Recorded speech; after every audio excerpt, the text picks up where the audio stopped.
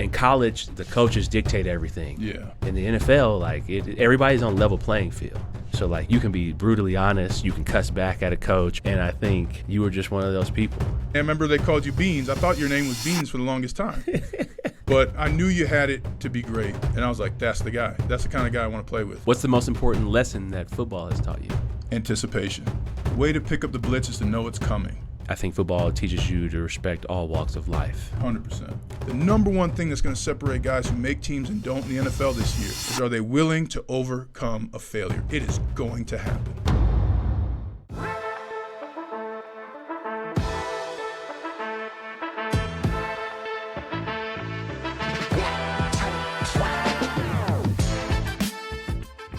We're going to get to know Bennie Fowler a little more here with some questions. We'll call it the Jugs Machine. We'll get on the Jugs Machine with you. All right, number one. What was the process of separating your identity from football when you retired, and what did you learn about yourself? I think I did a lot of work personally in really just trying to understand who I was, but what did I really love about football? And then some of the questions that I was asking or answering were, what were the experiences? If you take the football game out of it, what did you really love about game day? Or what did you love about practice? Mm-hmm.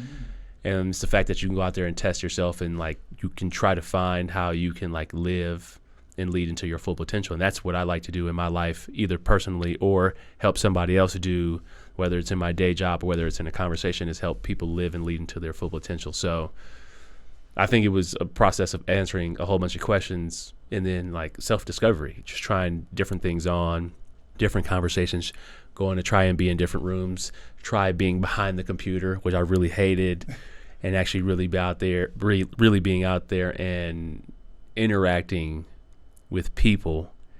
So I think it was just a lot of trial and error. I think that's kind of what life is all about. So I was just trying different hats on, trying different uniforms on, and seeing which one I liked fit the best. And that's kind of how I separated myself from that. But I think football will always be a part of me. It just won't be all of me.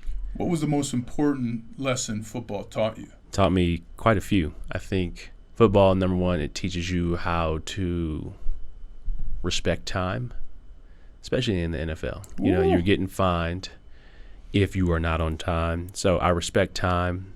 I think football teaches you to respect all walks of life. 100%. You have to have open conversations, open dialogue. You will see people from great backgrounds, bad backgrounds, great homes, great education, not so great education, people who understand or learn differently. Some people who, they have to write everything out and have every detail, and then some people who just naturally have it in their mind. They can look at the play, understand it, and then go execute it. So you open your mind up to that. It teaches you how to build relationships, and it teaches you about process, because we only play once a week. So we have to follow a certain process. Whether you win or lose, you're following the same process, and you're hoping for a different outcome on Sundays. But for at least this year, or at least as we go in the quarters of the season, this is how we're going to try to do this. And then we're going to come back to the drawing board after quarter one of the season and see whether we won or whether we lost. Now, and then we'll tweak it after that. But we're not going to tweak it every week just because we lost. So I think it teaches you about process. I think it teaches you how to balance your time. I think it also teaches you about just the seasons of life. You will have a busy season, which is during the NFL, the season. And then you have, a few weeks after the season, you have, you're taking your time, you're resting, you're recovering, you're not in the gym as much, you're not on the field, you're not putting on any cleats. Then you have a ramp-up period where things will get a little bit busier, but there's still half days during OTAs. Then you have another wind-down period where you are resting, reflecting, and recovering and making sure you're ready for the long haul, and then you're going to go into another busy season again. And I think life is pretty much like that. You can't be on 24/7. I find myself now in my just normal day, or not normal day, but normal life, having those seasons where, all right, I'm going to be super busy, and the summer is actually really chill. And I think paying attention to that in the business aspect of things has really helped me. It's like, all right, a lot of deals or a lot of things won't get done in summer. People are with their kids, and that's no different than, sports. You're going to have some chill time, and then you're going to have the fall where you have to push back in before the end of the year. And I think we all do that. So football taught me. It's still teaching me. Mm-hmm. What's a cardinal sin in the game of the NFL to you? Cardinal sin of being late. Being late. Being late to the spot, being late to the... Being late off the ball, being late to a meeting. Oh, you're dead if you're late off the... Like, you're literally dead. Yeah, you know? Being late off the ball. You know, I heard Kyle Shanahan say this one time, is that everything can be fixed with communication. When you don't communicate in relationships, sports, business, life, whatever it may be, I think you leave room for error. I think there's a great quote, one of my good friends, I don't know if this is his quote, Peter Braxton, but he said, unmet expectations, communicated or not, are the result of frustration. So I think just communicating, not communicating is a cardinal sin, and it's hard. I think it's definitely harder life after sports and not being in a locker room, and communication is something that I'm working on still. And then what are some of the strategies you use to address your emotions when you're feeling them, whether it's anger, frustration, excitement? What's your process of handling emotions? I think now it's walking. Nice. I think after a meeting, good or bad, walking outside. I think being outside is definitely something. What's it do for you? Well, you're just spending energy. Right. So excitement or not, you're spending energy. I think changing scenery as well. I don't like to just sit in the office. I don't want to eat my lunch in the office. I don't want to eat where I'm working or studying, whatever it may be. Like just going outside or relaxing and having, your room being dedicated to that certain thing. Like the locker room for us wasn't a place where you draw up the plays. We have a meeting room for that. Yes, yeah.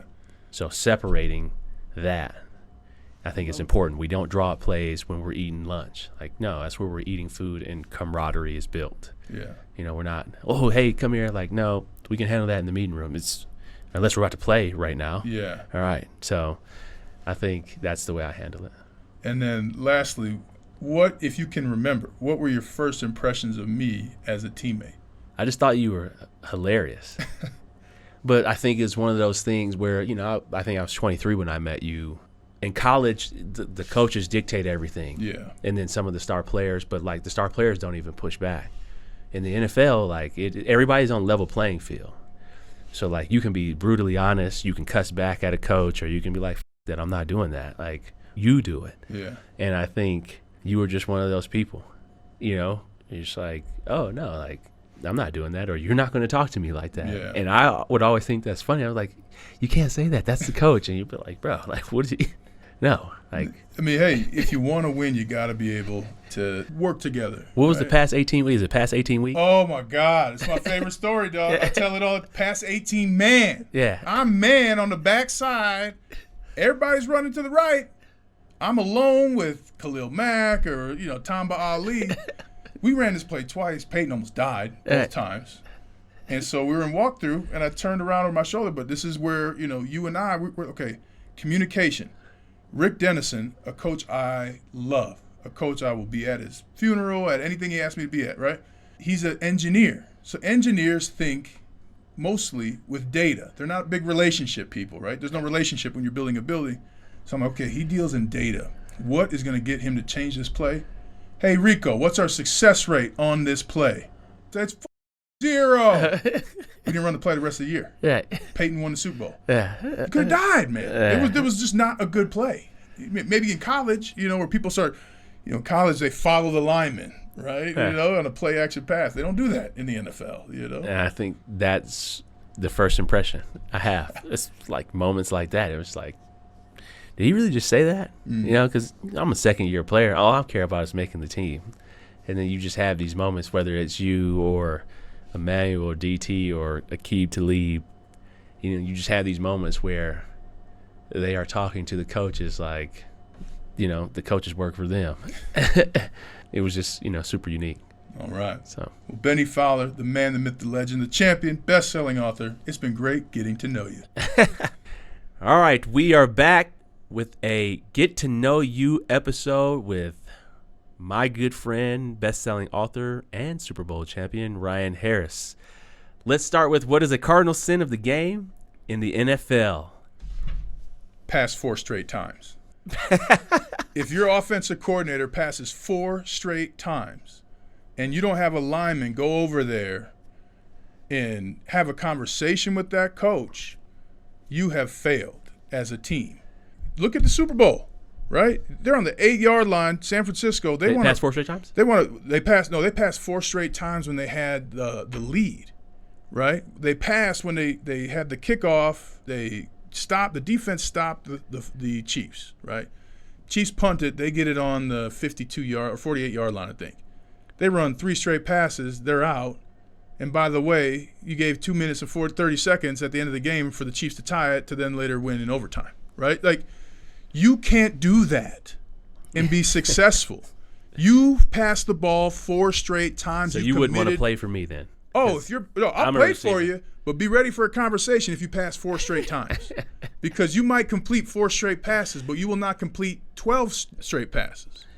So if the offensive coordinators that throw 4 times in a row commit a cardinal sin in the NFL, and it's on the lineman on that team, if that happens, to take yourself and talk to that coach, even if you got to pick up the phone. We do not do that and win football games. What's another pet peeve in the NFL? The biggest pet peeve I got in the NFL are long meetings and a bad schedule, right? Like, I had 2 coaches in my NFL career that had players at the facility in meetings until 6 p.m. You don't have to do that. We'd have an hour break in the morning, an hour break in the afternoon, and it's like, we don't need an hour break. Let's go. All right, let's get out of here. And, I had one coach particularly who was the worst coach in football, right? Josh McDaniels. And we would watch, as a team, 85 clips the night before games where he's talking for 45 minutes. Now, conversely, when we won the Super Bowl, that Chicago game, we cut down the meetings. I said to Gary, hey, Coach, man, we cut the meetings. We won the game, huh? He goes, you think I should change it? I said, well, if you want to mess up a routine, go ahead. But we won off of the short meetings. We had short meetings the rest of the year. Yeah. The lack of trust that coaches have for players to be professionals is a huge pet peeve. And that's why it's tangible in locker rooms when coaches respect the time, respect you as a professional. Because if we're done at 4, that doesn't mean I'm leaving at 4, right? And if I'm done at 6, I don't leave at 6. I got to hit the cold tub, the hot tub. So anytime a coach elongates the day because they're afraid of what a professional will do, that's a bad coach. That's a great point. Who was the biggest trash talker that you ever played against? Malik Jackson. He's on our team. Shout out to Malik. I just saw Malik a couple weeks ago. Oh, man. I still see him. I saw him in Vegas, and we just started right back at it, talking trash. Vince Wilfork and I had a very lengthy conversation, and, man, I enjoyed that. Yeah. Because I was always of the mind, I'm gonna continue to let you talk. You're not going to rattle me, get me out of my thing. If it gets to a point, one of my favorite coaches said, if you want to be a I'll join you, right? So we're here now, and now you can't leave. And I never get a place like that, right? Like, my therapist asked me, Ryan, where can you show your emotions? I was like, outside of my house? Nowhere. I can't be mad on 16th Street. I can't be sad. People get nervous if somebody my size is crying or angry. Right. But I could be in that space, and I could show someone who had the incredible career that Vince Wilfork had that I'm not the guy. I did that to a teammate of mine on the offensive line at the Steelers. One day he said, Ryan, I'm on that today. I said, I don't give what you're on. I'm not that guy. And he found out, right? So I just love that space. But Malik Jackson was the best trash talker because he would keep it funny. Yeah. He'd be like, okay, Ryan Harris, do your feet work today? Are you too old? Like something like that where you're like, man, shut up, Malik. I'll kick your ass. Malik was always good off the cuff. Oh, man. When someone trash talks you and makes you laugh, that's the kind of trash talker I like. You know what I mean? So I'm going to give it to Malik Jackson. Vince Wilfork, though, he had a potty mouth as well. What's your relationship with football now? I love the game. I will always love the game of football. I do not have a passion to play the game. I love humanizing and educating people about the game they love as a broadcaster, I love that. I love showing, for example, I was at practice for the Broncos, and yes, Bo Nix is probably most likely the starter. And before the snap, he brings up his hands. And I'm like, oh no, you can't telegraph your snap like that. Hold on, this fly wants to be in the episode, huh? Wait, he was telegraphing his hands. So I went to practice, and all of the quarterbacks put their hands up before they call the ball. So I'd be like, wide 80, set hut. Right? And like, you're a receiver, right? Yeah. And I'm like, hey, you can't do it. Versus Peyton Manning, those hands are right there. The whole time. You don't know what's coming. Wide 80, what? Omaha. Yeah. Now, you get some of that, I call it like the baseball one-handed catch thing, right? In baseball, they're like two-hand catch, but Coco Chris doesn't catch with two hands. Well, he's Coco Chris. Right. Tom Brady, Aaron Rodgers, they can pull the ball up because the defense is worried about what's happening behind him. Right. You're not that guy. Right. If you're 38 of the other quarterbacks, right, who are going to play this year. So little things like that, I love showing the fans. Like, hey, this is something that it might have been a great touchdown pass, but in week 21, when you're in the divisional round of the playoffs, and for 21 weeks, you've been telegraphing when the ball's coming, you're going to give up 6 sacks, and it's not going to be on the offensive line. Right. Because the smart ones are going to see that. J.J. Watt's going to see that. T.J. Watt is going to see that, and they're going to wait. And if you keep doing it, they're going to make you pay. They might play in the season and not show it, but they know they're seeing you in the playoffs. You start showing your hands, that's a problem. 100%. What's the most important lesson that football has taught you? Anticipation. Football taught me anticipation. The way to pick up the blitz is to know it's coming, right? Mm-hmm. And I loved, and I think you probably experienced this as well when you're clearing a zone of the under defender to the top defender, right? Mm-hmm. You can see it happening, and it's slower because you're anticipating how that person's going to move. And I remember when I was a rookie, guys would tell me, like, hey, you got to anticipate that. And I was like, what does that mean? Yeah. But when I know that if this guy's leaving, somebody's going to return, well, I'm going to put my hand up, and all of a sudden, the moment I put my hand up, there's the guy. Law school. I'm going to law school. You don't need permission to attack. So I got contracts, torts, civil procedure, right? Anticipating it means what's the language? What are the elements when it comes to torts? What is the subject matter jurisdiction when it comes to civil procedure? I don't need to wait to go to class to anticipate what I'm doing. And I think that's something that catches people off guard with me a lot, is I'm anticipating whether it's the end of an event or it's a car ride, whatever, like there's an anticipation that you can have with everything that can slow things down and make actions more deliberate. Mm-hmm. That's the number one thing football taught me that I use in my life every day. I'd love to know how you study. Okay, you studied in the NFL. You've got your real estate license. You got into law school. You're getting ready to study. How do you approach studying in school? How did you approach studying playing football? Taking copious notes, reviewing it. And I learned, Mike Tomlin, unfortunately, I had him my 10th year in the NFL. And he said something every day. He said, first rule, and get better showing up. Second rule, listening's a skill. It's your job to figure out how you listen, and our job as coaches to deliver you information in that manner. Well, luckily for me, I had Clancy Barone, one of the best coaches I ever had, a coach who I actually fought with early on, and then, we're best friends now. And he said, Ryan, you're somebody who needs a couple of times. You need a walkthrough to see it from the meetings to the walkthrough. And instead of being upset or acting like he was saying I was unintelligent, I said, okay. So I need multiple chances to just see it, to see how it moves, to see, so that's why for me, I highlighted the books that I read. And then I went through and I did note cards for the specific things, right? For negligence, the 4 elements are duty, breach, causation, and damages, right? Mm. So I wrote those notes down. Then I wrote notes, as a whole note from the book. I went through and put out all the notes. Now I'm ready for class to listen. Right? So I think for me, when it comes to studying, there is no replacement for writing down your notes. It's scientifically proven. It sticks with your memory, things like that. And then how are you practicing it, right? Like they didn't introduce pass 18 man one time and then just run it in a game.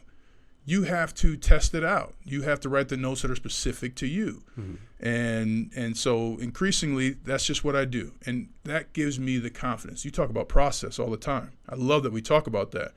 My process is there's going to be multiple times where I learn the same information because then I'll know it rather than remember it. And I want to know the law. Yeah, 100%.